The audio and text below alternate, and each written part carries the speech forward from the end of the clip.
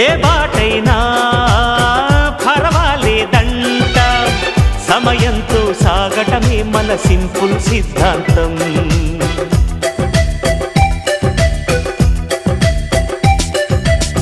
చిరుగాలికి పరిమళమిచ్చే సిరిమల్లెల వనమై ఉందాం, గగనాన్ని నేలను కలిపే హరివిల్లుల బంతెన అవుదాం. ఆనందం అంటే అర్థం మనమందా, ప్రతి పూట పాటై సాగే హుషారు సరిగమలో. ఎన్నో ఎన్నో రాగాలుండే సంగీతం కాదా, చల్లకి నవ్వుల కేరింత.